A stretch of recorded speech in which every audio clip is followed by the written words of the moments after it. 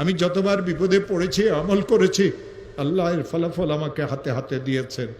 এই পর্যন্ত সারা পৃথিবী থেকে 10 লক্ষের উপরে এই আমল করে যারা আমার কাছে ফোন করে। আফ্রিকা থেকে, আমেরিকা থেকে, লন্ডন থেকে 9 লক্ষের উপরে তো মানুষেরা এই আমলের শেয়ার করেছে।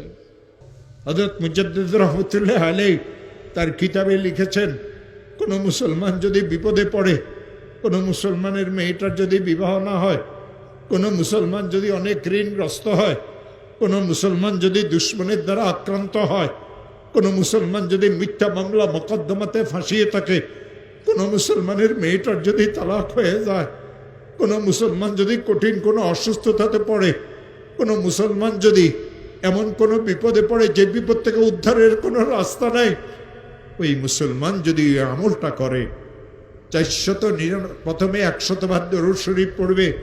যেই দরুদ শরীফ সে পড়তে জানে, ইশারের নামাজের শেষে ঘুমের আগে পড়বে আল্লাহুম্মা সাল্লি আলা সাইয়্যিদিনা মুহাম্মদ 100 বার।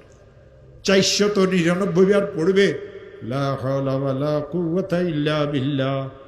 একবার পড়বে লা হাওলা ওয়ালা কুওয়াতা ইল্লা বিল্লাহিল আলিয়্যিল আযীম। 100 বার দরুদ শরীফ পড়বে, হাত পাতিয়ে বলবে, মাওলা আমি অনেক গরিব মানুষ, মেয়েটার তালাক হয়ে গেছে, মেয়েদের বিবাহ শাদীও হয় না, ঋণগ্রস্ত হয়ে গেছি, ব্যবসাটা অচল হয়ে গেছে, মিথ্যা মামলা মোকদ্দমাতে ফাঁসিয়ে গেছে। যত কঠিন বিপদে হোক না কেন, যত কঠিন বিপদে পড়ুক না কেন, আমার মওলা বলেন ইয়াজআল লাহু মাখরাজা, আমি তার জন্য উদ্ধারের রাস্তা করে দেব। ও আমার প্রিয় ভাইরা, এই আয়াত আল্লাহ সূরা তালাকে নাজিল করেছেন। কেন সূরা তালাকে আয়াত নাজিল করেছেন জানেন? ইসলাম ধর্মে সবচেয়ে নিকৃষ্টতম জায়েজ হলো এই তালাক। এই তালাকের কারণে 2টা পরিবার ধ্বংস হয়ে যায়, মাসুম বাচ্চাদের জীবন ধ্বংস হয়ে যায়। এই তালাকের কারণে মানুষদের অবস্থার এমন সৃষ্টি হয় যে সে বর্ণনাও করতে পারে না। বড় বোনের তালাক হয়ে গেল, ছোট বোনগুলি বিবাহ আটকে গেল।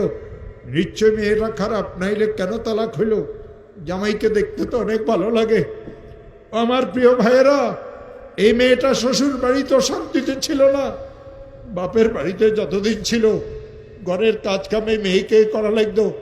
শ্বশুর বাড়িতে যাওয়ার পরে এই মেয়ের এত কষ্ট হয়, কাউকে খুলিয়ে বলতে পারে না। বাপ গরিব মানুষ, বাপের কাছেও বলতে পারে না, নীরবে সহ্য করে। যৌতুক নামের এক অভিশাপ মুসলমানদের ঘরে ঘরে ঢুকেছে। ইসলাম ধর্মে যৌতুক হারাম, ইসলাম ধর্মে যৌতুক হারাম। ব্যয় বাড়ির চেয়ার কুর্সি, ব্যয় বাড়ির ডাইনিং টেবিল, ব্যয় বাড়ির থেকে খাট নিয়েন না মুসলমানেরা। শুকুরের গোস্ত, শুকুরের গোস্ত, শুকুরের গোস্ত। যৌতুকের অর্থ আর মাল এই 2টা সমান।